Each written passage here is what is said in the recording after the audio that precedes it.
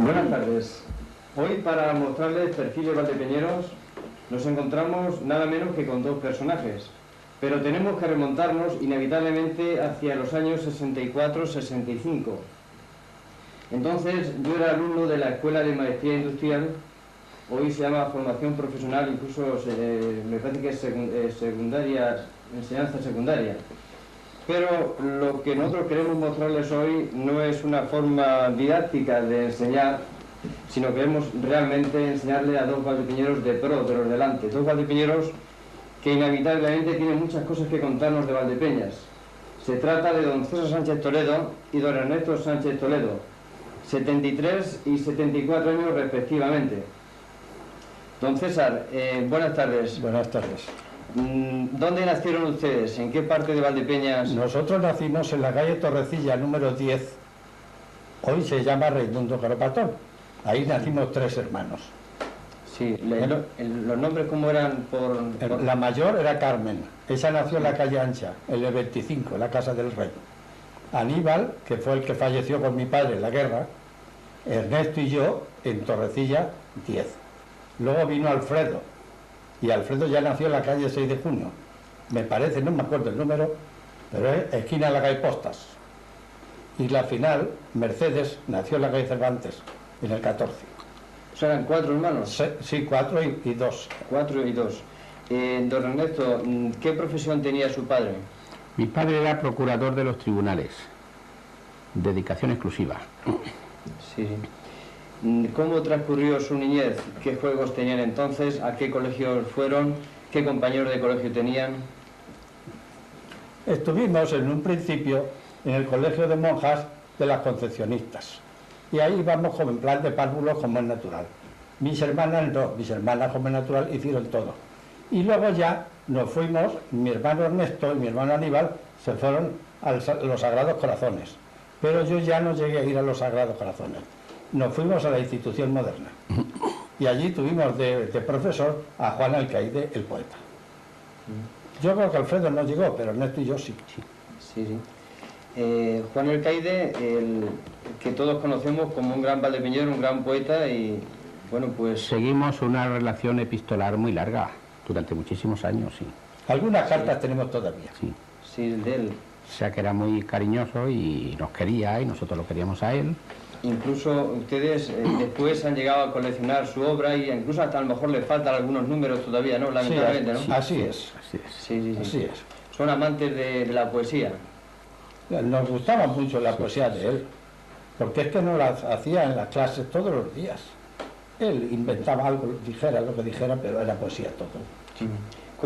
Como tenemos la oportunidad de mostrarles a dos testigos oculares de lo que era Juan Alcaide, díganos algo de Juan Alcaide, que tanto nos interesa a los valdepeñeros. Hombre, ¿yo qué queréis que os diga? Es muy difícil, porque era un hombre que valía mucho. Pero lo que pasa es que, como él decía, tenía siempre el corazón en carne viva. Y nos exigía que tuviéramos también el afecto hacia él. Nosotros siempre que venía como estuvo en Galicia y por ahí, pues siempre íbamos a verlo. Y siempre tenía 4 cosillas para obsequiarnos y charlar con nosotros. Y todo eso ha seguido hasta... Yo lo he tenido de compañero en el Lucero. Sí. O sea que ha habido mucha... Pero él exigía mucho afecto a la... Sí. Y don Ernesto, también usted convivió con él, ¿qué vivencia recuerda? Sí, claro, lo que ocurre es que, claro, el recuerdo escolar llega hasta los 8 años, claro. Ya no pasa de ahí. A los 9 años ya hicimos el ingreso en el bachillerato y los recuerdos de cuando teníamos 8 años o 7 pues son ya muy lejanos, ¿eh? Sí, pero en fin, conservamos una memoria muy agradable de él y muy orgullosos. Sí.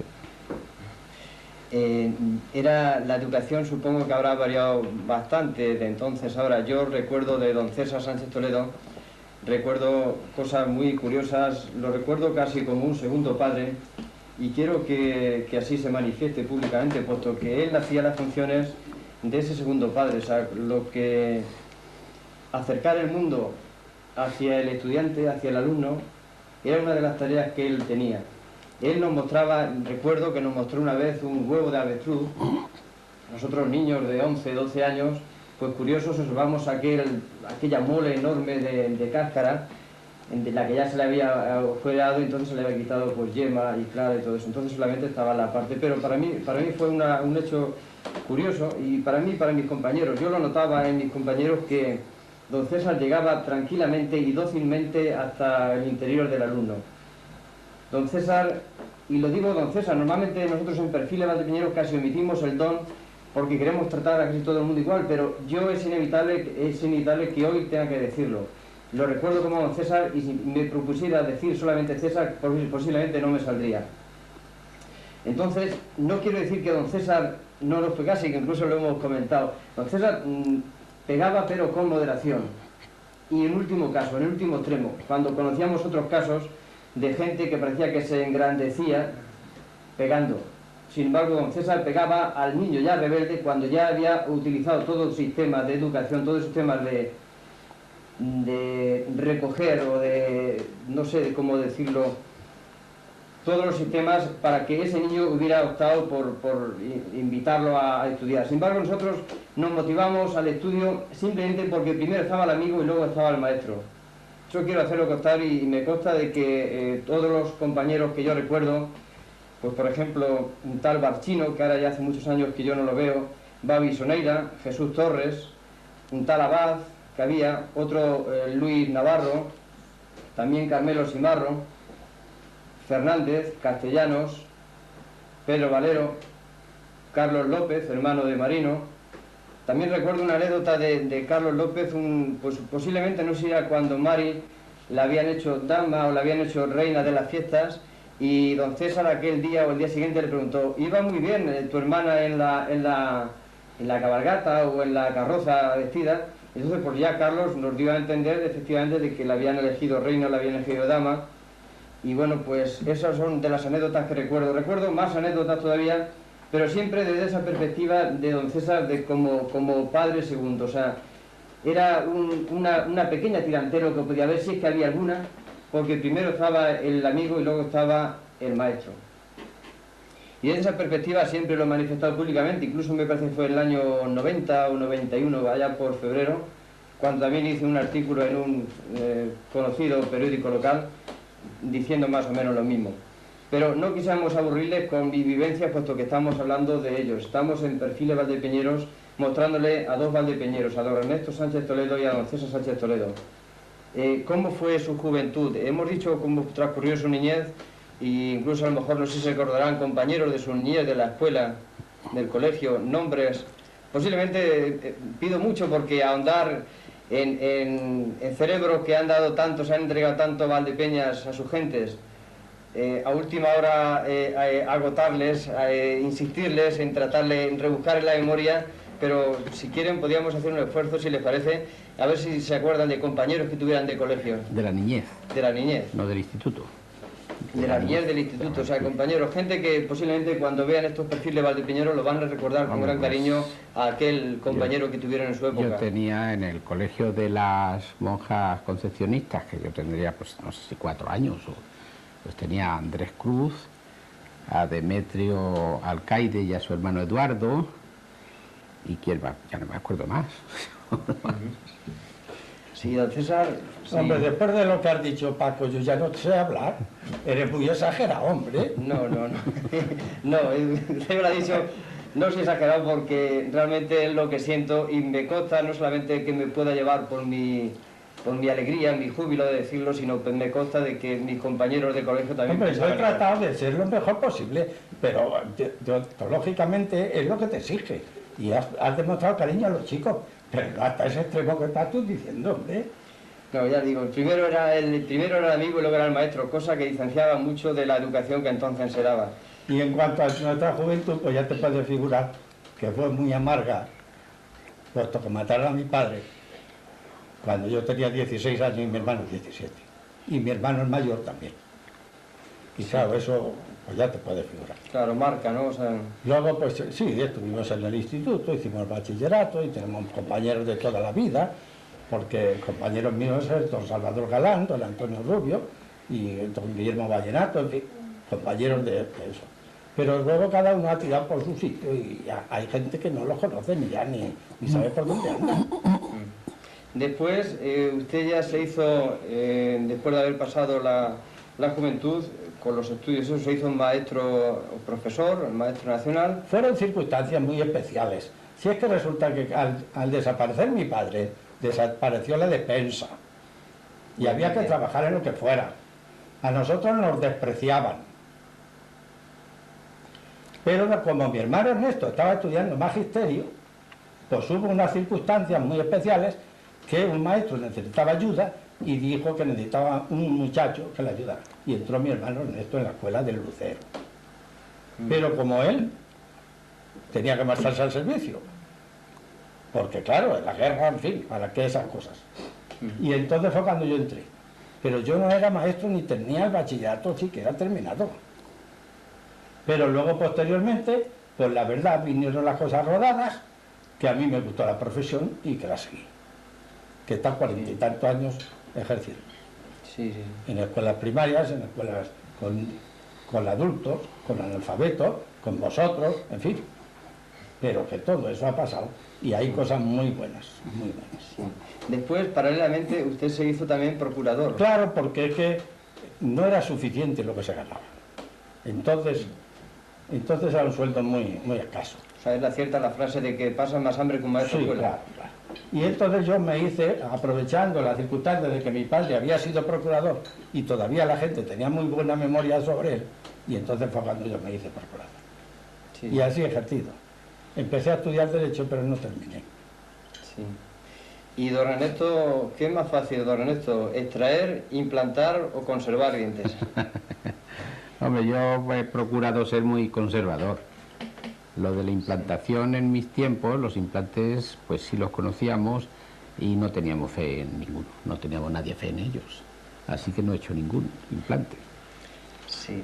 En estomatólogo, odontólogo, ortodoncia, protésico... Bueno, eso lo hemos hecho todo. Sí. Es que claro, cuando yo... bueno, voy a empezar por el principio, ¿no? Cuando estábamos en la guerra, pues ya nos quedamos sin nada y nos pusimos a fabricar sellos de caucho, que no sabíamos hacer sellos de caucho, y nos pusimos a encuadernar libros que no sabíamos, pero aprendimos y lo hacíamos bien, y de eso íbamos viviendo hasta que por fin me enteré, como lo que ha dicho mi hermano, de que hacía falta un auxiliar en la escuela de don Eduardo Baeza. Me llamó, la pedimos y ahí me conseguí un sueldo de 1.600 pesetas al año. Sí, sí, sí. Cuando acabó la guerra, acabé el magisterio, estuve 3 años en Valdepeñas, luego me fui a Galicia y por último conseguí una plaza en Madrid. Y ahí estuve hasta que acabé la carrera de odontólogo, que la había empezado justamente en el mismo momento de acabar la carrera de magisterio y empezar a ejercer. Sí, sí. Y así que he sido maestro 12 años y odontólogo he sido 37 años. Sí, sí. Dicen que el tiburón es el único animal que puede rehacer sus piezas dentarias por sí solo. ¿Eso es cierto? Bueno, espera un momento. Yo creo que los reptiles también tienen ellos como las uñas nuestras, que te crecen, ¿no? Sí. Algunos reptiles creo que lo tienen así también, que te crecen. Sencillamente se van desgastando, sí. Es que si los humanos fuéramos como los tiburones, acababa el oficio de odontólogo. Sí. No, hombre, no hacía falta. Lo que hacía falta es que no hiciera falta. Claro, indudablemente. ¿Qué aficiones tienen? O sea, yo sabemos que la música clásica por parte de usted, sí, por don César la zarzuela o género chico, como también se le llama, la numismática, colecciones. Si quieren, desentrañemos un poco los hobbies de estos dos personajes de perfil valdepeñeros. Pues hombre, si vas a casa y ves la escalera, verás que hay 62 clavos antiguos en la escalera. Eso es una de las colecciones antiguas. Muy bonito, por cierto. Las numismáticas sí tengo 2 o 3 álbumes. Tengo pues desde los romanos en adelante. Pero no he sido mucho, porque es que eso vale mucho dinero, hacer una colección de ese tipo. Sí. Las zarzuelas pues tendré unas 70, porque me gustan muchísimo. Y algunas no me gustan solamente oírlas, sino hasta cantarlas, aunque yo no sé cantar. Sí, pero se atreve, ¿no? Se atreve, aunque sea la ducha. Y luego pues también me he distraído pintando algo. Sí, sí. Porque es que mi hermano, que en paz descanse, era un pintor. Murió muy joven y todavía se han expuesto, yo no sé si habéis visto vosotros hace poco, una exposición y donde había 2 cuadros de Aníbal Sánchez Toledo, el pintor más joven. Con 19 años murió. Ya con premios. O sea, con 19 años y ya tenía... Y claro, pues eso me indujo a mí también. Ernesto también ha dibujado mucho, en fin, algo hemos hecho todos. Sí, sí, sí. De hecho, de usted hemos visto un cuadro, que no sé si ahora estarán viéndose en estas imágenes, puesto que lo montaremos, un cuadro profesional con una originalidad inaudita, o sea que usted... ¿te refieres a...? A los pajaritos. Es una fotografía. Es una fotografía, ¿no? Que me premiaron, sí. Sí, sí, sí. Una fotografía. Fue premiada esta fotografía, Esa, ¿verdad? sí, ¿cómo se llama? Espérate que me acuerde el premio. Vaya, no me acuerdo. Sí. De que hace una revista que se llama La Gaceta Dental, hace un concurso de fotografías. A escala nacional, ¿no? Sí, a escala nacional. El primer premio es de 250.000 pesetas y hace 2 años me lo dieron a mí. Sí. Sí, sí, sí. ¿Y cómo se le ocurrió poner, bueno, pues esas herramientas, hombre, con esas piezas? Posiblemente eran todas molares, ¿no? ¿O eran dientes? Esos eran dientes auténticos, sí. Sí. Claro, sí. Comprenderás que no es difícil reunir dientes secos ya de... Claro, ya sí. Que desechados, ¿no? Sí. Si mal no recuerdo, son 2 incisivos, un canino, 2 premolares y 3 molares. 8 piezas en cada parte. La dentición completa. 32 en la dentición definitiva, ¿no? ¿De qué? De la... en general, ¿no? O sea, ¿hablas de los dientes o de los instrumentos? ¿De qué hablas? No, de los dientes. La dentición definitiva pues no me acuerdo. de la persona humana. Espera, ¿viste? Sí, de la dentición humana. Creía que me estaba hablando de... Del cuadro, no, dejamos el cuadro aparte, sí. Son esos, ¿no? Son 32 las piezas de... O sea que son 4 incisivos en cada arcada, ¿no? Sí, arriba y abajo. 2 caninos, 4 premolares y 6 molares. 2 molares sí. Y luego están los molares que llaman muela del juicio o cordal. Esta muela del juicio que tanto se habla y tanto desconocemos, ¿no? Realmente sobre qué edad viene a salir y le sale a todo el mundo y si le sale en buena disposición, ¿por qué se le llama pues muela del juicio? juicio? Esto se llama muela del juicio porque proviene de la degeneración que sufre la especie humana por culpa de la civilización. O sea, si a nosotros se nos creó para ir detrás de un bicho, vamos a suponer detrás de un toro, y cogerlo, y luego asarlo y comérnoslo a tirones, hacía falta una buena dentadura. Y esa dentadura funcionaba perfectamente con las muelas que hoy llamamos del juicio.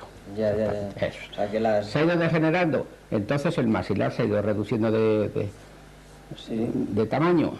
Las muelas del juicio pues no pueden salir muchas veces. Ya. Y crean verdaderos problemas. Sí. ¿Qué es una persona pronática? ¿Prognatismo? Sí, prognatismo. Prognatismo quiere decir que tienes o sea, la mandíbula inferior avanzada. Está más avanzada. Es una persona prognática. Prognata, sí. Sí. Muy bien. Don César, dentro del género chico, ¿por qué se le llama género chico? ¿Sabes? Cuando dicen, bueno, concretamente me parece que la zarzuela fue don Pedro Calderón de la Barca, el primer zarzuelista, que así se puede decir, el primer compositor de música... No, Pedro Calderón de la Barca no, era escritor. Pero me parece que escribió una pieza de zarzuela, don Pedro. Pero ¿cómo? ¿Por qué se le llama género chico? Es que tiene otra diferencia. Tiene mucha más envergadura una ópera. Una ópera que hay que ver. Necesita cantantes. Y además sabes que la ópera es toda cantada. Y sin embargo la zarzuela tiene ratitos de todo. Claro, hay cómicos, hay de todo. Sí. Y además es más adaptable a nuestra manera de ser, porque casi todo está cogido de la vida de Madrid. Casi todos los sainetes y todo eso es una preciosidad. De hecho, incluso su nombre viene porque la primera representación de zarzuela se interpretó en la zarzuela. Y voy a aprovechar esta circunstancia para decir que en Valdepeña se representó una zarzuela escrita por valdepeñeros. ¿Y cuándo fue eso? Que ha desaparecido. Sí. El letrista era el padre de Paco Nieva, que se llamaba don Francisco Morales. Sí. Y la música era de don Luis Ibáñez. Era para morirse de risa. Porque sacaban las personas que había entonces, que vivían entonces, y le sacaban un chiste, Y bueno, aquello fue un éxito tremendo en el cine ideal. Sí. ¿Y cómo no se ha podido recuperar esa obra? ¿No se conoce? Se lo he dicho yo ya a Inés Ibáñez. Porque claro, Inesita era entonces una niña. Claro. Y dice, pues no lo conozco. Digo, pero sí, eso era muy simpático. Sí. Y es que Pues don nada. Francisco tenía un genio, Sí. como no te puedes figurar. Pues nada, hacemos un llamamiento a Valdepeñas por si alguien conoce de esta obra y bueno, pues quiere darla a mostrar para reliquia de los valdepeñoles y sobre todo para regocijo, puesto que se puede a lo mejor ilustrar de nuevo, se puede representar de nuevo y a lo mejor pues nos encontraremos muy cómodos, sobre todo los aficionados a este género. Ahora ya coméntenos cómo es su familia, o sea, don César no ha tenido... No, yo estoy casado, ya llevamos 43 años creo, no me acuerdo ya, Sí, sí. pero no hemos tenido hijos. Ya, ¿su mujer cómo se llama y de Se dónde llama es? Jerónima Díaz Maroto, ¿Es de Valdepeñas? de ¿no? Valdepeñas. Sí, sí, sí. Sí. Y don Ernesto, su mujer, ¿cuál es su nombre y cuántos son los hijos, cuántos son los miembros de su familia? Vamos a ver. Mi mujer se llama Inés Ruiz Huertas Sí. y es de Campanario, provincia de Badajoz. Y mis hijos son Aníbal, que está ahora en Valladolid, que es el jefe del servicio de cirugía masilofacial. Luego está Ernesto, que está trabajando en la consulta junto con mi hijo Andrés, que es el tercero. Sí. Y por último Inés. Los nietos son de mi hijo Aníbal, tengo 2 nietos. Sí. Uno de ellos es el que representa esa estatua, ese busto, esa cabeza. Sí, sí, sí. Que posiblemente la ha hecho usted. Sí, claro. Pues si quiere nuestro cámara puede recoger esa imagen, que no es la única porque nos parece exquisita y de luego no debemos perder los valdepeñeros estas imágenes hechas por un valdepeñero. Esta la tiene hecha en bronce mi hijo allí en Valladolid. Sí. Yo tengo aquí el original de Escayola, que lo tengo pintado pues Imitando de color al bronce. Imitando al bronce, ¿no? Sí, sí. Luego Ernesto no tiene hijos, Andrés tiene a 2 lindas nietas que están ahí presentes y mi hija Inés pues tiene a 2 estupendos hijos que son mis nietos. Sí, sí, sí. Muy bien, y adentrándonos ya un poquito más en sus vidas, en sus vivencias, ¿qué viajes importantes han hecho? Porque personas con tantas inquietudes como usted han tenido posiblemente hayan tratado de averiguar más y de conocer cosas y eso. ¿Qué viajes, si quieren, por el orden que quieran, nos pueden decir viajes interesantes que hayan hecho, países que hayan conocido? Hombre, yo por mi limitación del corazón no he podido hacer muchos viajes, pero he hecho bastantes y muy bonitos. Sí, sí, sí. Por ejemplo, que te diré yo, Lisboa 3 veces, París 3 veces, Roma 1 vez, Viena, esto está comprado en Viena, ¿sabes? Sí, sí, sí. Holanda, Bélgica, pues hemos hecho algo, pero muy poquito. El Rin es muy bonito, Sí, sí, sí. ¿sabes? ¿Para qué decirte Austria? Austria es precioso. Sí, sí, sí. Todo eso, El Rin es el río más largo de Europa, ¿no? Sí. eso ya no me acuerdo. Mira. Bueno, no lo vamos a medir, de cualquier manera no lo vamos a medir ahora. ¿Y don Ernesto? No, yo he viajado menos que mi hermano. Por España me la conozco Sí. pues todas, sí, eso sí. Pero por extranjero no, he viajado muy poco. O sea, he ido a Lisboa bastantes veces porque Lisboa está más cerca de nosotros que Barcelona, por ejemplo, sí. aunque los caminos sean peores. Y he ido a Italia y a París y al sur de Francia también, pero Sí, pero sí, muy sí. poco, no. Toulouse, No siento. Montalbán y todo eso. No, me refiero La a. parte derecha, la parte de... Me refiero a Biarritz, sí. Sí, sí, sí. Que fui a vender allí un apartamento que tenía en la playa de San Juan y fui allí a venderlo. Sí, sí, sí, por Bayona y eso, ¿eh? Eso, ahora sí. Donde. Sí, otra de las cosas que queríamos preguntarles, se ha parodiado siempre mucho al dentista. ¿Recuerda alguna anécdota como dentista, alguna cosa curiosa que le haya Hombre, pasado? sí, chiste de dentista? eso tiene mucha gracia, lo que pasa es que no sé si me voy a acordar ahora. Por ejemplo, que el que te dice siempre que no me hace gracia, dice, usted come con las muelas de los demás, no me hace gracia porque lo dice todo el mundo. Pues, Claro, si la claro, tiene, no es nada original, ¿no? Si la tiene, yo ya tengo la contestación, sí. Usted come, Sí. yo como con sus muelas y usted come con las mías también, ¿no? Pero, en fin, sí. Sí, sí, sí. Pasa que ahora no recuerdo, pero hay anécdotas formidables, sí. Ya. Y para escribir un libro, ¿eh? Sí, sí, ¿verdad? Que, otra de las cosas que recuerdo también con mucha nostalgia era cuando don César nos contaba de las chiquillerías que hacía junto con su hermano. incluso de una vez que le dio con una toba o una caña, algo así en la cabeza, no. o las chiquillerías que hacían, por ejemplo, bajándose por el puente de los Llanos, que está tal y como ustedes lo verían entonces, como estaba engendrado entonces, ¿no? No se bajaban a rastraculo por el puente de los Llanos, don Ernesto y don César. ¿Qué recuerdan de aquello? Nosotros no hemos bajado por ahí. No, Los chicos casi todos del pueblo. ¿Sí? Decía, si no te bajas por ahí es que no eres de Valdepeñas.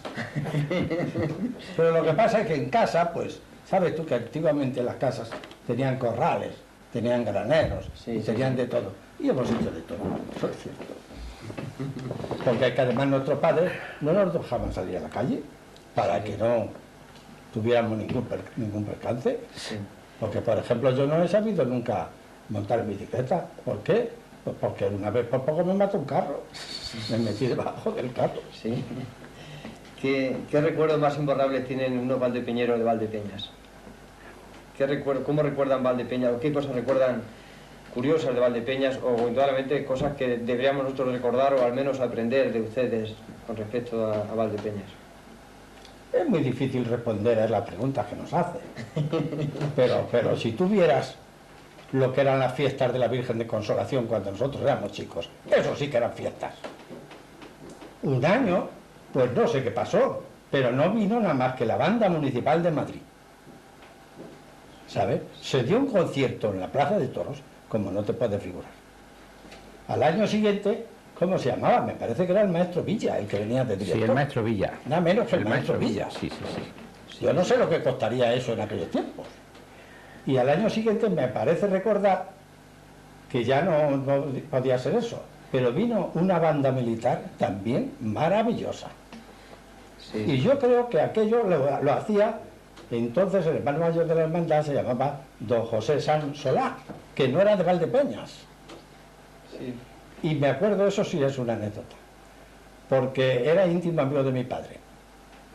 Y mi padre le escribía los programitas, ¿sabes? Y el otro los editaba como suyas. Pero siempre estaban juntos. Y aquello era maravilloso.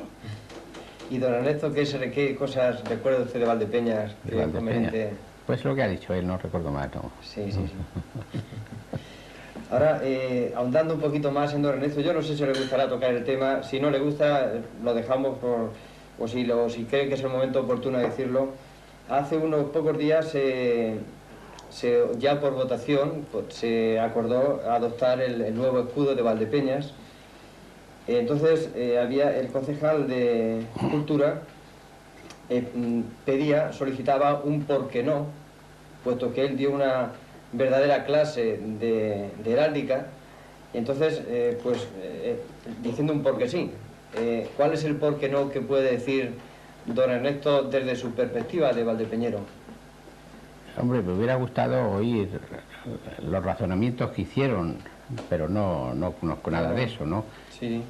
El escudo lo hizo don Eusebio Vasco, como sabemos, y él era pues una persona que tenía los títulos necesarios para hacerlo y no lo hizo sin estudiarlo y sin meditarlo bien y sin consultarlo, y además fue aprobado en el ayuntamiento por el ayuntamiento en pleno en el año 1910 y sometido a la superioridad para legalizarlo, a la superioridad según entonces era lo que se exigía para legalizarlo. Ahora quizá las cosas hayan cambiado, pero yo creo que ese escudo que ha estado siempre, pues como digo en el artículo, no se puede cambiar un escudo como se cambian los nombres de las calles. Como los teléfonos también. Y como los teléfonos. No se puede, de eso no se puede, porque el escudo es una cosa tradicional y como es tradicional, pues está ahí, está. Porque si no, me va usted a decir, por ejemplo, el conde Fernán González puso un castillo en su escudo, ¿no? ¿Y qué trámite siguió? Pues que lo puso, ¿no? Que lo puso sencillamente. Sí. Y está puesto allí y sigue, ¿y quién lo va a quitar? Ahora van a someterlo, por ejemplo, a otros criterios.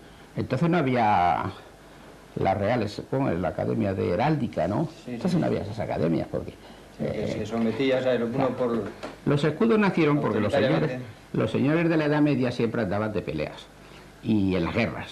Y en las guerras, pues no eran como las de ahora. Él quería figurar y que se le viera que combatía y que mataba a muchos moros o a quien hubiera que liquidar, ¿no? Sí. Eso, es que se viera que era él.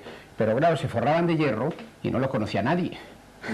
Y entonces en el mismo escudo de defensa ponían ellos un emblema que se le ocurría y lo ponían ellos sin consultar a la... No consultaban a nadie, no sometían a... Y por eso el conde Fernán González, pues cuando se hizo rey, a su reino, a su condado, pues le plantó el escudo porque quiso y así está. Y es tradicional y creo que cumplió todos los requisitos. Así que si el escudo de Valdepeñas estaba, pues debería de seguir estando. Pero no por romanticismo, sino por buenas razones que... No, por romanticismo no, hombre, porque así se estudió, se consultó, se sometió a la superioridad lo aprobó y yo creo que es... La gente por ahí dice que es mucho más bonito el escudo de Valdepeñas antiguo, y es más bonito, claro, mucho más, pero no es eso, no, es que es mucho más noble y el lema de la bordura de muy heroica ciudad de Valdepeñas, que es que creo que hasta se lo quieren discutir y hasta se dice por ahí que se debe a que las multinacionales que se están apoderando de España y naturalmente de los vinos de Valdepeñas, pues claro, Francia, por ejemplo, pues no le gusta ese lema, ¿no? Y en cambio aquí en Valdepeñas tenemos que favorecer a esos señores a que nos quiten nuestras glorias.